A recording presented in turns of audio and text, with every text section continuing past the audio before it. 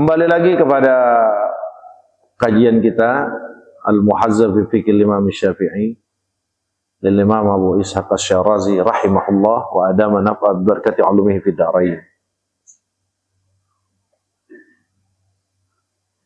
Masih meneruskan tentang memandikan mayit. Ini buat Bang Mu'arrif, abang kita, diperhatikan. Wa hal yajibu fihi niyyatul ghusli fihi wajhani.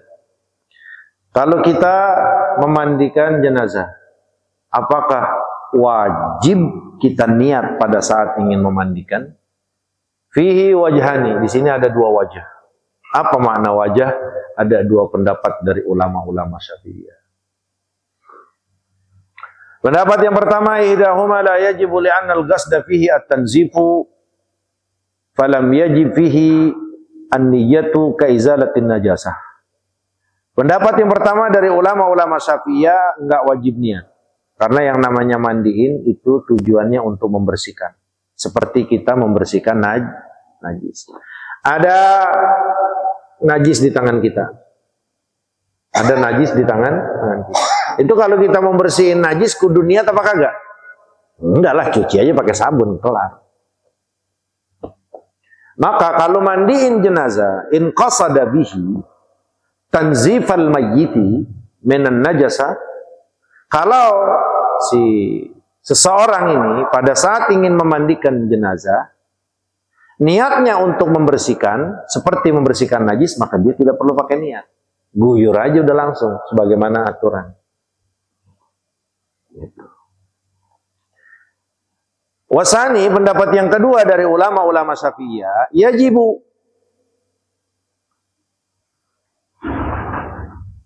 Pendapat yang kedua mengatakan wajib, li'annahu tathhirun la yata'allaqu bi izalati 'ainin fawajaba fihi an-niyyatu ka ghuslil janabati. Oh. Nah, kalau pendapat yang kedua ini wajib niat. Kenapa? Tathhirun. Karena mandiin mayit itu bukan sekedar membersihkan. Bukan sekedar membersihkan seperti membersihkan najis, tapi tathhirun, mensucikan, mengangkat hadas kecil dan hadas besar. Gitu. Nah, maka arja yang paling kuat dalam pendapat ini adalah yang pakai niat. Karena yang namanya niat, ya karena yang namanya mandiin jenazah ini mensucikan. Jadi bedakan tanzib dengan tathhir. Kalau tanzib itu membersihkan, kayak ngilangin najis, ya nggak perlu pakai niat. Tapi kalau tathhir itu kayak wudu, kayak mandi hadas besar, harus pakai niat. Maka pendapat yang kedua ini yang lebih kuat. Mengingat bisa saja ya mayit ini meninggalnya masih punya jenabah. Nah, kalau Abang Mu'arrif biasanya pakai niat kan? Oh, cakep udah. Nah, iya itu dia. Udah cakep banget Abang Mu'arrif nih. Pokoknya kalau meninggal jangan nggak pakai dia ya. Iya. Nanti juga kalau saya meninggal mandiin aja. Kalau saya meninggal duluan. Tapi ingat ya pesannya Nabi, jangan diceritain kalau jelek-jelek, kalau masa di badan saya ada tato gitu, jangan ngomong sama orang. Itu makanya perlu bener, ini perlu pahamin sunnah-sunnahnya, aturan-aturannya gitu. Niat. Nah, itu udah yang termasuk paling rajih, yang dikuatkan mayoritas ulama dari ulama-ulama Syafi'iyah. Wajib niat karena dia tujuannya adalah tathhir, mensucikan dari hadas besar dan hadas kecil. Paham kira-kira? Kemudian wala yajuzu lil ghasili ay yanzura ila awrati. Nah, secara hukum tidak boleh yang mandiin ini ngelihat auratnya. Itu enggak boleh ngelihat aurat. Ya. Liqauli Nabi sallallahu alaihi wasallam li Aliin, sebagaimana satu riwayat dari Nabi kita Muhammad sallallahu alaihi wasallam kepada Sayyidina Ali radhiyallahu taala anhu alaihi salam, la tanzur ila fakhizi hayyin wala mayyitin. Jadi satu riwayat yang sahih dari Nabi kita, Rasulullah itu melarang kepada Sayyidina Ali, jangan suka ngelihat paha orang yang mati, juga orang yang hidup. Maksudnya laki-laki, kalau perempuan mah apanya juga haram kalau bukan mahram. Maksudnya laki sama laki. Nah, Ya kayak antum tuh nggak boleh ngelihat paha ana. Karena paha itu aurat dari riwayat ini. Maka ini memang yang diambil dan ditangkap serta dijadikan dasaran hukum dalam mazhab Imam Syafi'i bahwa paha itu termasuk aurat yang nggak boleh kelihatan pada saat salat. Gitu. Nah, itu dasarannya apa? Larangan Nabi kepada Sayyidina Ali, jangan melihat paha orang yang hidup juga orang yang mati. Nah, dari dasaran ini tidak boleh orang yang memandikan jenazah atau mayit ini melihat pahanya atau auratnya. Pahanya saja nggak boleh, apalagi yang lain. Terus batasan aurat laki-laki mabaina surra wa rukbah, antara pusar dengan lutut. Ya, paha termasuk aurat. Nah, maka kalau badannya boleh kita lihat ya silakan. Tapi kalau paha ke bawah, paha ke atas itu termasuk yang dilarang untuk kita lihat. Haram.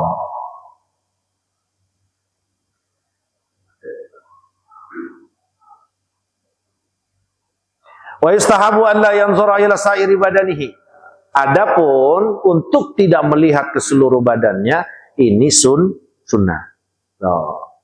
Jadi bagusnya kalau lagi mandiin ya enggak tebarin atau kerurubin kain jamblang, kain batik, ya, jangan sampai kita melihat seluruh bagian badannya, apalagi bagian auratnya. Itu bagusnya kayak gitu. Dan praktiknya udah kayak gitu ya, Bang. Alhamdulillah. Iya, kalau saya makan tiba ngomong doang ini. Nah, kalau praktek mah kagak becus. Ya orang kagak pernah mandiin, paling ngikut-ngikut. Tapi kalau malam ini ada yang mau dimandiin, mah saya siap. Siap nggak? Siap nggak? Pada takut. Hah? Tuh gitu Pak tuh. Orang pahaya Pak Muzaki kadang-kadang habis kita sampein masih aja ragu. Oh.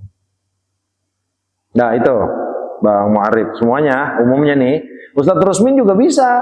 Berani nggak mandiin? Mau? Iya, ayo belajar buat di sono, antum buat di sini. Oh iya udah tuh, apalagi udah praktek. Bang Apud, bismillah aja Bang Apud.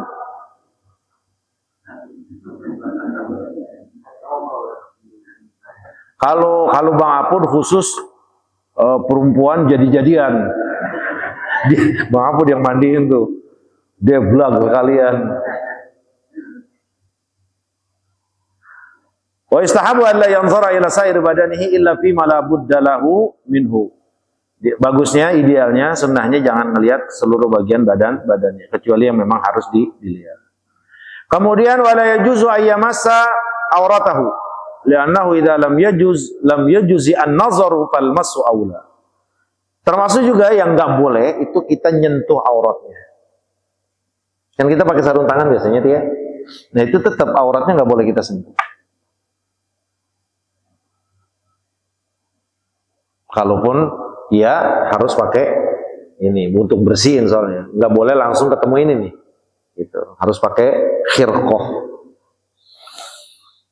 Jadi nggak bolehnya di sini kalau langsung bertemu dengan tangan. Makanya harus pakai sarung tangan. Wala juzu, nggak boleh kita nyentuh auratnya. Li'annahu idza lam yajuzi an-nazaru fal mas'u aula. Kalau nggak boleh ngelihat, apalagi nyentuh juga termasuk fal mas'u aula. Maka nyentuh hukumnya lebih kagak boleh. Oh. Namun wal mustahabbu. Nah, mustahabbu itu bagusnya. Kalau itu bagusnya. Kalau megang nih langsung auratnya nggak boleh, pakai sarung tangan iya untuk kepentingan hajat. Nah badannya juga bagusnya nggak usah kita pegang. Pengertiannya apa? Jangan langsung ketemu tangan kita. Kalau bisa pakai sarung tangan. Nah maka pemandi atau yang melaksanakan pemandian bagusnya itu pakai sarung tangan, biar nggak langsung tersentuh dengan kulit kita. Wal mustahabu an la yamassa sa'ira badanihi. Bagusnya untuk dia tidak nyentuh langsung dengan telapak tangannya.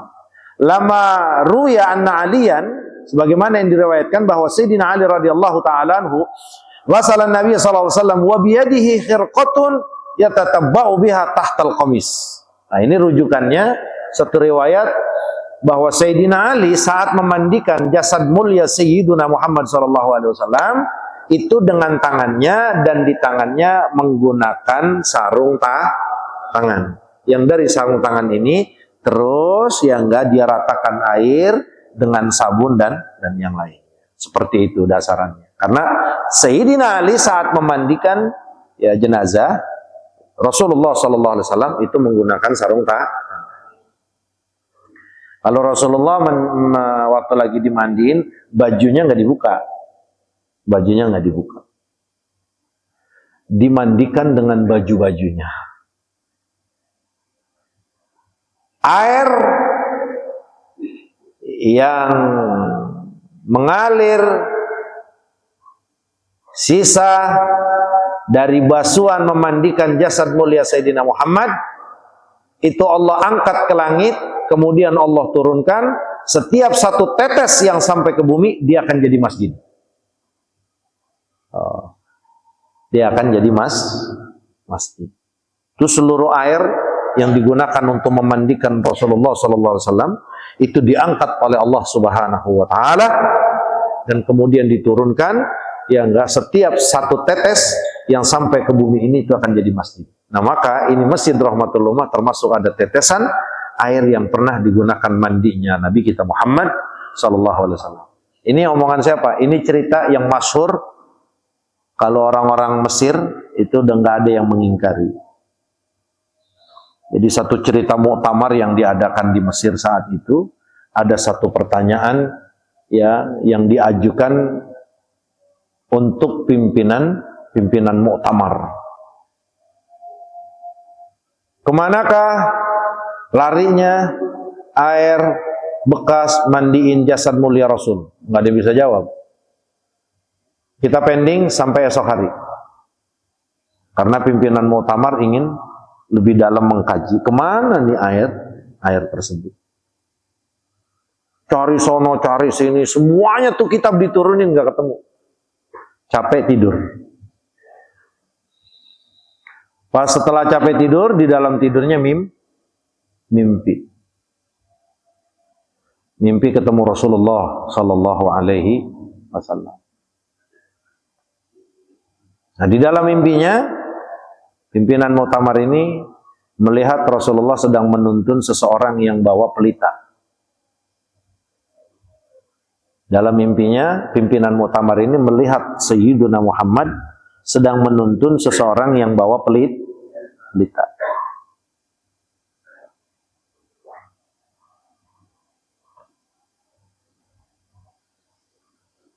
Nah, terus beliau tanyalah kepada Sayyidina Muhammad sallallahu alaihi wasallam.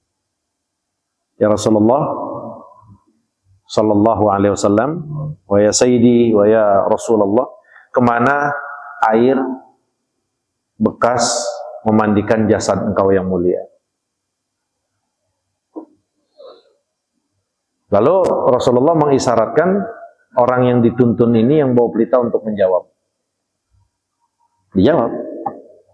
Sisa air yang pernah digunakan untuk memandikan jasad mulia Rasul, itu semua diangkat oleh Allah ke langit, kemudian diturunkan ke bumi ini.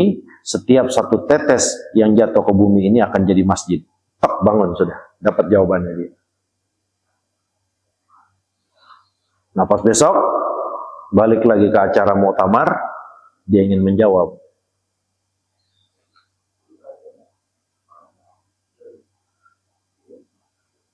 Pas sedang menjawab, Fadilatul Syekh rahimahullah, al-mufassir, al-alim, al-allama, al-imam Mutawali Sya'rawi rahimahullahu ta'ala, salah satu guru besar terbaik kami,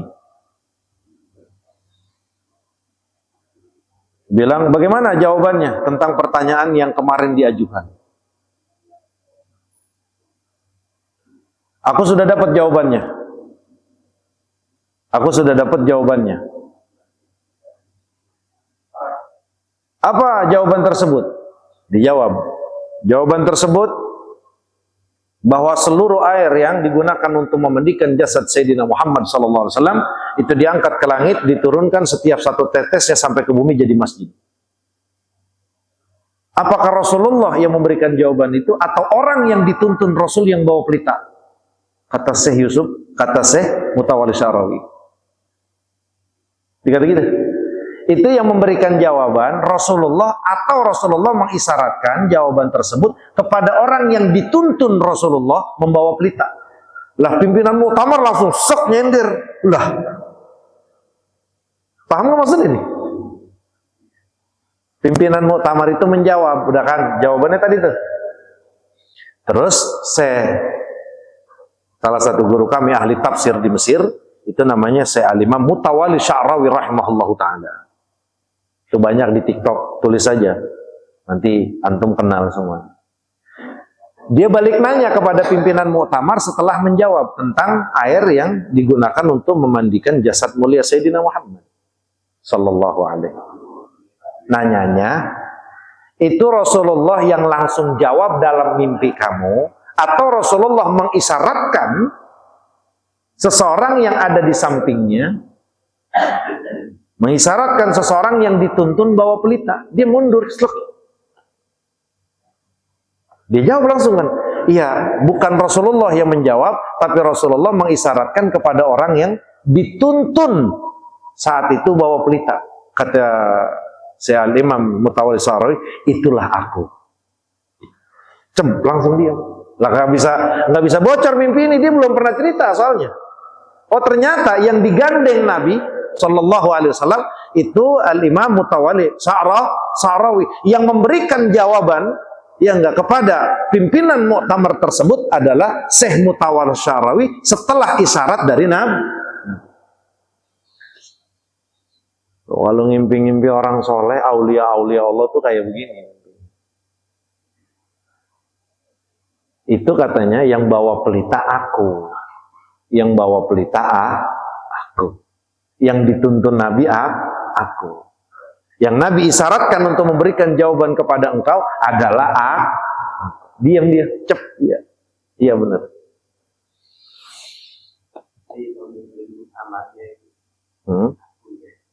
Kenapa? Akunya. Syekh itu Mutawalli Sya'rawi. Jadi ini ada dua sosok gini. Ini pimpinan Mutawalli Sya'rawi, pimpinan muktamar saya nih. Syekh Mutawalli Sya'rawi anggap Ustaz Rusmin. Tanyalah sama jamaah, kemana air yang dimandikan oleh jasad Rasulullah? Enggak, ya, oke, saya nggak bisa jawab sekarang. Besok ya. Gitu. Udah. Malamnya ngimpi Nabi, saya ngimpi. Pimpinan muktamar ngimpi. Dalam mimpi tersebut, dia lihat Rasulullah lagi nuntun seseorang yang bawa pelita, kindil. Bawa lampu patromak lah. Bertanyalah saya kepada Rasulullah. Rasul, punten, kalau air yang sisa bekas mandikan jasad engkau, itu kemana? Rasulullah mengisyaratkan kepada orang yang dituntun. Nah yang dituntun ini adalah Ustaz Rusmin. Yang dituntun Nabi adalah Ustaz namanya Al-Imam. Yang nanya itu orang lain. Yang nanya kasus itu orang lain. Anggaplah Pak Haris yang nanya. Yang dituntun Nabi itu Ustaz Rusmin. Kata Rasulullah dalam mimpinya, ya udah tanya aja tuh dia, Ustaz Rusmin yang aku tuntun. Akhirnya Ustaz Rusmin jawab, air yang digunakan, bekas yang digunakan memandikan jasad Rasul, itu semuanya ke atas, diturunkan oleh Allah, setiap tetesnya yang nyampe ke bumi jadi masjid, jadi musola. Nah besoknya, disampaikan jawabannya, Pak Jaris, saya udah dapat jawaban ini dari Nabi kita Muhammad SAW, aku melihat Rasulullah dalam tidurku, bahwa Rasulullah SAW memberikan keterangan air yang memang digunakan untuk memandikan jasad Rasul itu diangkat oleh Allah, diturunkan ke bumi, setiap satu tetesnya itu jadi masjid dan musola. Nah, Ustaz Rusmin langsung nanya, itu Rasulullah yang ngasih jawaban atau Rasulullah memberikan isyarat kepada orang yang dituntun? Nah kan dia mulai ingat nih kayak saya yang mimpi. Oh iya Rasulullah tuh, saya dalam mimpi saya Rasulullah gandeng orang yang jawab memang yang bawa pelita, Ustaz Rusmin. Paham Pak Muzaki? Pas ditanya begitu, lah, kok kamu bisa tahu? Tidurnya misah di mana-mana kan, dia juga belum cerita. Kok kamu bisa tahu? Iya, kamu tuh yang memberikan jawaban itu adalah dari isyarat Nabi, orang yang kamu yang dituntun Nabi. Kata pimpinan Mu'tamar, kok kamu bisa tahu? Karena itu adalah aku. Paham maksudnya? Karena itu adalah aku. Kata saya terus. Sallu ala Nabi. Iya, itulah kelas-kelas aulia. Maka Al-Imamul Bukhari ba'dama ijtahada wa badala juhdan katsira, juhdan syadidan. Imam Bukhari setelah usahanya semaksimal mungkin untuk mengumpulkan riwayat-riwayat hadis dari Nabi tersoheh, setiap ingin menulis setelah dia yakin dengan semuanya perawi yang sudah dimasukkan, ya, yang sudah dia minta hadis tersebut, sebelum dia tulis salat 2 rakaat. Salat 2 rakaat, tidur ketemu Nabi, iya, baru ditulis. Maka kalau ulama kita atau ada ungkapan bahwa al-asah ba'da kitabillahi sahihul Bukhari, nggak ada yang paling sahih, yang paling benar setelah Al-Quranul Karim, ya, daripada Sahihul Bukhari. Ini omongan, ini bukan omongan 1 orang 2 orang, omongan seluruh umat Sayyidina Muhammad. Omongan seluruh umat Sayyidina Muhammad yang dipastikan gak bakal bohong. Jadi kayak Imam Bukhari itu gak semata-mata langsung ketemu Nabi, enggak. Dia udah usahakan nih orang bagaimana 1 bulan untuk mengambil 1 hadis dari seseorang, itu 1 bulan diperhatiinnya tuh orang. Makannya pakai kanan apa kiri, makannya diri apa duduk, minumnya diri apa duduk, kencingnya diri apa duduk, ngomongnya jorok apa enggak, ada bohong, ada nipu, ada lupa, wah semuanya. Setelah sudah mendapatkan bahwa ini orang benar-benar benar, benar-benar adil, benar-benar soleh, benar-benar alim, benar-benar mantap apalannya, baru diambil. Ya, Imam Bukhari sebagai manusia, dia tetap sadar bahwa saya manusia, nggak tahu selebihnya. Nah, selebihnya itu minta petunjuk sama Allah lewat mimpi ketemu Rasul. Maka ditulis 1 hadis itu kecuali Imam Bukhari mimpi dengan Sayyidina Muhammad. Ya bukan kagak ngapa-ngapain, tahu-tahu ngomong, aku semalam mimpi ketemu Rasul.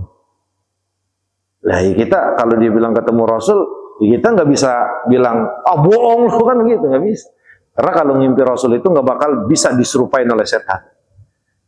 Nah, cuman permasalahannya ngakunya ini yang sering bohong. Artinya ngimpi Nabi maka kagak cuman ngaku.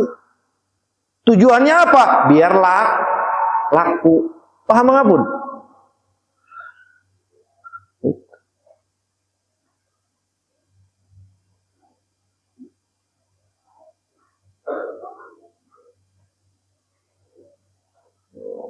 Asyarhu al-asarul mazkur an Ibnu Umar, rawahu Ibnu Majah an Ibnu Umar an Nabi sallallahu alaihi wasallam, wallahu taala a'lamu bis-shawab.